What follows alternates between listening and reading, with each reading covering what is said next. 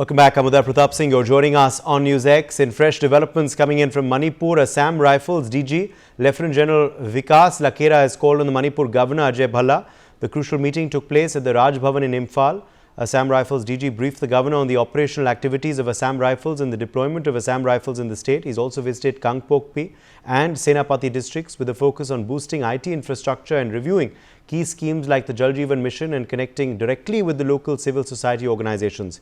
He's also held a major review meeting with top officials to push the vital state government departments.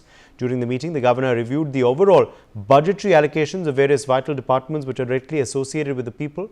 Meanwhile, people from all communities have started surrendering looted and illegally held weapons. All of this comes days after Governor Ajay Kumar Bhalla had been given given a 7-day ultimatum for the return of weapons looted from armories. Some members of the Kuki-Zo and Meitei community deposited firearms to the Assam Rifles and the CRPF in Churchandpur, Kakching and Imphal districts. Additionally, the crackdown against terror continues in the hilly areas and the valley. Security forces have dismantled 2 illegal bunkers in Kangpokpi district. Moreover, security forces have also destroyed illegal poppy cultivation at the Thanglongbung in Kangpokpi district. Well, during this destruction, 4 acres of illicit poppy plants were destroyed. 4 farm huts were also burned down. Lieutenant General Nitin Kohli, defence expert, is joining us live. We also have Major General Sudhakarji, defence analyst, live with us. RVS Mani, former Under Secretary MHA, is joining us live. Professor Madhav Nalapat, editorial director of the Sunday Guardian, is also with us on the broadcast. Let me make a start with you first, Lieutenant General Kohli. This, of course, is a very crucial meeting that has taken place between the DG of Assam Rifles with the Governor of Assam, with the Governor of Manipur, beg your pardon. Also, of course, the additional deployment perhaps of troops would have been discussed, as we believe a new security action plan now has commenced on ground in full earnest after President's rule was imposed a few days ago. Yes, there is no doubt in this. The governor has set the things in motion and things have started moving in the right direction. But there is a miles to go before things can happen. Firstly, disarming both the communities is a Herculean task. Though the 7 days have been given and Kokomi has asked for a few more days, even if that is also given, it will take a while by the time they can be disarmed. And for this, involving some of their youth or some of the peace committees, if possible, is very, very essential. Otherwise, disarming will become a very difficult exercise. And that will be the kind of prerequisite before any action can take place. You see, before we can think of development or think of destroying their poppy through aerial bombardments and all these things, firstly, they must be disarmed. Otherwise, the clashes can start anytime. And the way these Mirapaibis and the other groups have been coming and resisting the arrest by the army, so they will have to be disarmed. And as well as additional troops, which you said, as it is around 40,000 odd CAPF troops and some army, Assam Rifle, they are there. They will have to be reorganized, which I'm sure must have been done by now. But the troops probably will need for sealing the border. You see, we have this 398 kilometers of border with Myanmar as far as Manipur is concerned. And the fencing has just 30 odd kilometers, 20 kilometers has just finished near More and 10 kilometers was there earlier. So it will take a while, and I have served there, and I'm sure so have others. That's a very, very difficult area for fencing. Thick foliage, rivulets, and all the terrain is very difficult. So more troops will have to be deployed. Somehow we'll have to redefine the way we manage the border. The way we are doing on the western border, probably we'll have to do it like this only here. Only then we can seal the border to the extent possible, so that the illegal arms and the drugs, weapons, etc., they can be stopped. So now they are all out.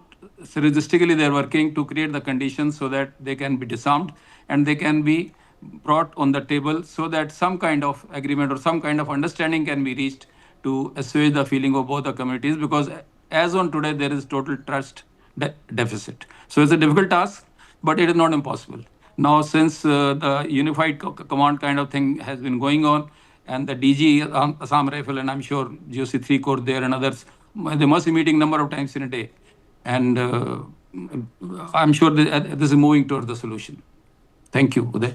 Okay, let me in fact quickly join Major General Sudhakarji as well onto the broadcast. Major General Sudhakarji, what now should be the priorities? Of course, this is an important meeting. I'm sure the way forward would have been discussed in this meeting. What now needs to be that way forward as we continue this momentum that has been built up within this 7-day deadline period given by the governor to disarm the communities on ground? A lot of communities have surrendered their arms, but still a long ways to go. What should be now the way forward?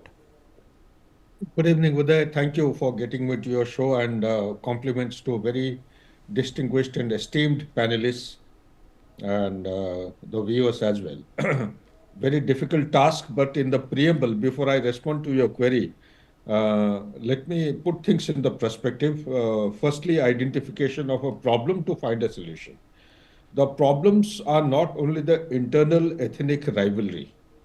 The problems are very complex. There is an external component. In the external component, you have the terrorist or the militant outfits operating in Myanmar, and good about 26 of them.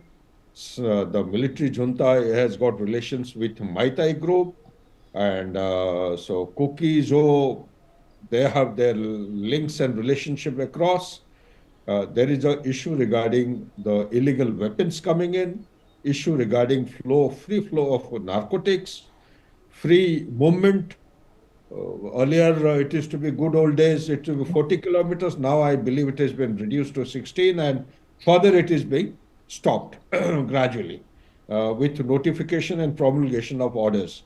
Also, there are issues with regard to the visa regulation. We need to adopt some system of people, because you can't close down complete movement across the border. There are kith and kins, there are relations where you cannot actually respond to in a very military manner or in a very objective manner. Human emotions and compassion will play its role. Some of them would be coming for medical, etc., etc. So some permission has to be given. And once they come into India, the time stipulation has to be defined by the law enforcement agency, and they must get back. Next is coming onto the border. Border, like General has already brought out, it's only 30 kilometers. 398 kilometers is not good enough.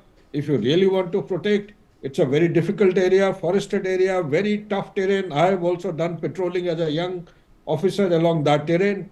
And so maybe from my side, if you, in a stretch of 1646 or 50 kilometers, if you do bordering or erect fencing only for 398, then what happens to the rest? So it is the holistic problem has to be found, surveillance has to be done, anti-infiltration also has to be done. So therefore, it brings me to the point, there are some which are short-term, some which are medium-term, some which are long-term actions which are required at different level, tactical, operational, strategic level. So that has to be clearly identified and action has to be taken. Now you come to the internal strife, the problem. The internal problems are not only the ethnic rivalry, which is erupted off and on since 3rd of May 2023. They have a cause and effect phenomena, and cause are bounty, I would say, but mainly, primarily, it is a land problem, to my understanding. So the land problem, it is a long kind of a long-term perspective issue which needs to be analyzed. It has got a constitutional leaning orientation. It has also got orientation to meet the aspiration, because 52% people are living in 10% land, and the remaining population, they have the complete this thing, the land where they cannot be bought by the Mai Tai group, and likewise. So there are lots of differences, employment problem, infrastructure development, also some obligations which need to be addressed in the constitution if the normalcy has to be brought back. So now, where do we stand today? We stand today with, we have just about begun the process of bringing normalcy here. President's rule has started. Governor has taken up things in the earnest. First and foremost thing is that the whole nation has to repose faith and trust in the leadership that who's exercising his mandate. Second thing that comes to my mind is military operations basically have to be joint operation. For successful and effective joint operation, you need to have some kind of a synergy. For synergy, the unified headquarters sitting at Dimapur cannot ensure synergy. So therefore, there will be a requirement to have a TAC headquarters of unified headquarters, close to the area of conflict zone. So where is that going to be? It could be at the 57 headquarters or at some Assam Rifle Formation headquarters or wherever the governor feels is appropriate. Because unity of command is actually going to bring people together and ensure synergy. That is one component. Because there are components of military, Assam Rifles, CRPF, BSF, your local police also, the host of kinds of people. Second thing is that there has to be adequate, a comprehensive deployment. Comprehensive deployment, when I say, it has to be deployed in form of a grid, a counter-insurgency or counter-terrorist grid in layers, so that when people come, when they operate, they cannot escape. Third is that operations has to be based on intelligence, human intelligence and technical intelligence. And fourth one is that the judiciary mandate has to be provided to the armed forces people wherever it is not prevailing, meaning Armed Forces Special Power Act, wherever the operations have to be launched for recovery of the weapons, the looted weapons or otherwise, there should be backed up by adequate provision so as to protect or insulate the army people who are operating there, because they are the ones who are devoid of these kind of provision. Last but not the least is that there has to be a long-term plan carried out to ensure that there is enough of infrastructure development, there is enough of education facilities, there is enough of the rehabilitation facilities. So one component we are addressing as of now is disarmament, but disarmament is not enough.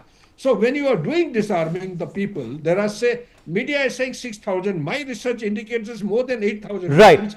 The big question which is coming to my mind Yes. is, if weapons are being recovered, why should the armories be located in Manipur? They should be sent out. By keeping the armory in Manipur, you are providing a very Absolutely. And what we're seeing is a multifold approach, of course, being followed, RVS Mani, where, of course, this arms surrender is taking place. Meanwhile, also the border fence construction is happening at the India-Myanmar border. We're also seeing, of course, movement check between the hill areas to the valley, valley to hill. Also poppy cultivation is being destroyed. So obviously the drug money is being attempted to be targeted as well. So multifold approach, happening in Manipur, isn't it?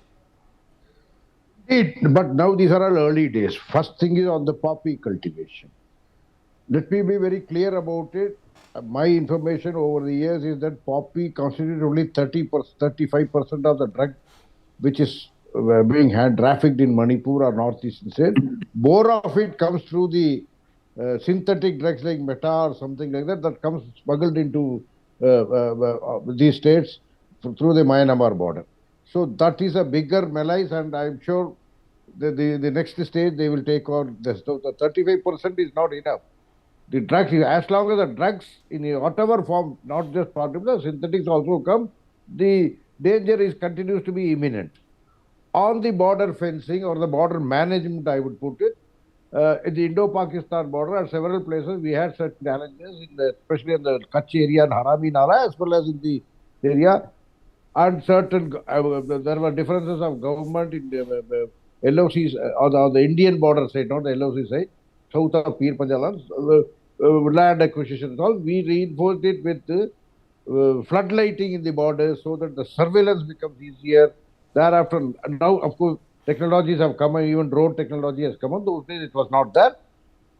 A comprehensive border management strategy evolved through experiences only. It is not that everybody had a wisdom cap and they started thinking, but a very comprehensive strategy evolved. So here also, if the terrain, of course, I know that the terrain is extremely challenging to complete the border, alternative methodologies, checkposts. The other day also I said, increase, if required, ask them to increase the checkposts, border outposts, etc. at a closer range, as Mr. General Sudhakaran pointed out. It has to be a gridlocked system so that not just human beings are drug trafficking, human trafficking, everything is put a stop, and no unauthorized, nothing contraband or unauthorized is able to enter the border, and that is one of the major things. Internal ethnic harmony will be worked through several methods. That can be left. But now our boys, our forces are fighting on the fighting a two-pronged action, one within the state, and one is the challenges on the border, and they have to be again General Sudhakaran pointed out, first backed up with a proper insulation legislation like the AFPSA and all that. I know it is political dynamite because Manipur has had its own repulsion with the AFPSA during the case of that Lakshmi, that Nefram Lakshmi and all that. But wherever it is required, unless and until you give the insulation cover to the security force, the legal cover to the security force, you cannot simply throw them to the wolves. So please, and tomorrow, I know, I have seen it in Kashmir, I have seen it in even Naxal areas also, security forces have been hauled up for simply averting several attacks. In fact, in certain, an affidavit in Allahabad High Court, I have said so that the security forces are a biggest, in Allahabad High Court in 2008, that whenever a security forces have this challenge, they are afraid of not being, because the human rights lobbies and all that, they come out and start for. Those days they were much stronger. The media was anti-security forces. I think now they must have toned down. I do not know the present situation. Why I am saying that insulation is very, very vital. Your AFPSA is vital. Armed Forces Special. So similarly, the border controls have to be. So if fencing is not possible, you need to go alternate methodology, floodlight them, increase the number of outposts, have a gridlock situation on the border, so that contrabands and smugglings do not place, whether of the human rights or any other contraband, including there are many undesirable things, not beyond just synthetic drugs, not beyond that. And on the interior side, yes, already some volunteer groups have been opted in. We also had a very good experience of Nagaland, where these type of volunteer groups like the Naga mothers had all. Okay, I'll come back to you. I'll come back to you. Professor Madhav Nalapat also with us live. Let's quickly get a comment from him. Professor Nalapat, according to you, what now need to be the priorities? How much progress has been made?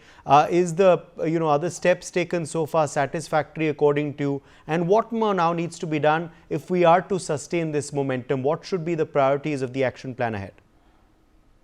Well, first of all, I'd like to say the action plan is very welcome. I'm glad it's being done. I'm glad that we are looking at fencing the border, because the reality is what is called the India-Myanmar border is, in practical terms, more the India-China border than the India-Myanmar border. The Chinese have amazing influence there, especially among armed groups. And if you don't have to look very far to find out where the weapons are coming from. And as for drugs, you don't have to look very far either. So I think I'm glad that this kind of activity is taking place, and it's very welcome. But I do agree that the most important point is harmony between the different communities. A feeling of different communities that they are, accommodated equally, and that there is no partiality by the administration to any one community. I'm quite certain that we have got that now under the Lieutenant Governor's rule, and I'm quite certain that that will be helping. So I just want to say that please don't forget that there was a coup against the elected government of Aung San Suu Kyi, and at that point in time, a lot of people crossed over, and because of humanitarian reasons, they were allowed to cross over. But the reality is, several of these people were indoctrinated, and they came to different parts of the state and frankly started working to create their own cells. So I think we need to be very, very cautious about the India-Myanmar border. It is, whatever our relations are with the Myanmar government, the fact is it's an unfriendly border. It's as unfriendly as the western border. So from all these points of view, Uday, I think what has happened is very welcome, and I think we should persevere. And I fully agree that the Armed Forces Special Powers Act should be extended across the length and breadth of the state, for a simple reason that I've seen this, long back in the Punjab police, the very Punjab police who basically, broke the back of the terror networks in Punjab. I mean, so many of them were hauled up by the courts. Some of them were punished. Many of them were cashiered. Many of them saw their careers destroyed. And I think it's a tragedy what happened to them, because all they did was patriotic service to the country. And they suffered very badly because of all these false cases against them. So I think that is absolutely essential. These hard decisions need to be taken, and I'm quite certain they will be taken, but it's a long road ahead. But that road has got to include two. One, you have to understand that the India-Myanmar border is a hostile border. And two, you have to understand very, very clearly the need for all communities in in zone to feel secure and to feel that the administration is treating them equally. I think these requisites are very important. Apart from, of course, the Armed Forces Special Powers Act, I mean, the Armed Forces of India, an exemplary force, and they've been doing amazing work. And frankly, I'm happy to say that the level of corruption in the armed forces is very low, because in the past we had a problem. A few corrupt officials, not army officials, I may point out, they basically allowed so many things to happen for the sake of kickbacks. And I think that should be very, very carefully looked into and very strong action taken against the few officials who are involved in such rackets, and they need to be brought to book and prosecuted very, very severely. So it's a tough road ahead, but we've gone through tough roads before. In that area, as correctly said in Nagaland, in Kashmir, in Punjab in the past, we have gone through very tough roads and we have come through them successfully. I have no doubt that we will come through this as well. Thank you.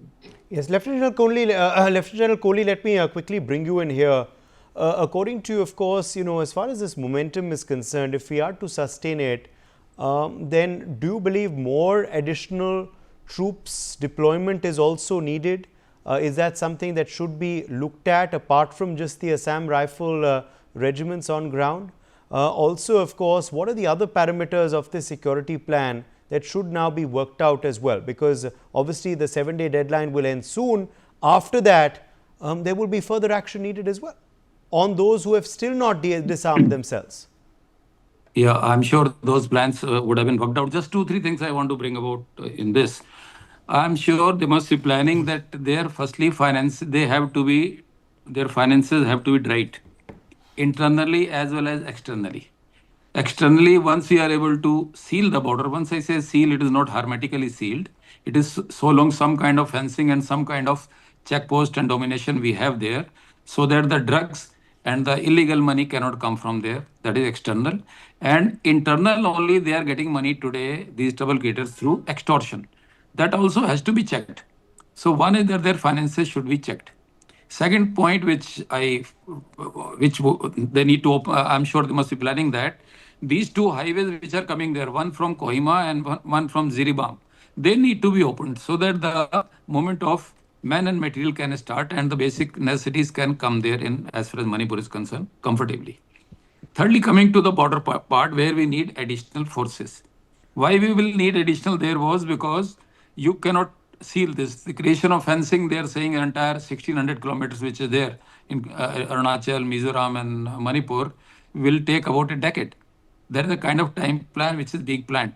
We cannot afford to do that. So other technical means like what it was brought out some time back, it may be acoustic, magnetic, optical, drones, number of sensors are there, they get connected to the surveillance grids. We are doing it very successfully on our western border.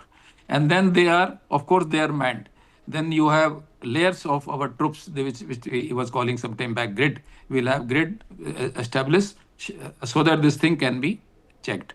So these are the two things. The third thing which is important is today, you see, like the cookies, they don't have faith in the police. They call Myanmar police as Methi police. And somehow this is also being said, that it's a rumor only. I am sure it won't be correct, that Assam rifle is favorable to cookies. This is the kind of feeling they have. So their fears also need to be assuaged. Of course, we need the long-term solution for this. The development should be there in the hill areas. They don't have education, employment, medical facilities, and so on. But that will be later on. First, we need to disarm them and get them on the table. and then some kind of faith Okay. will come. Point taken. When I'm they out know of that time. 30 seconds to Major Sudhakarji before I take a break.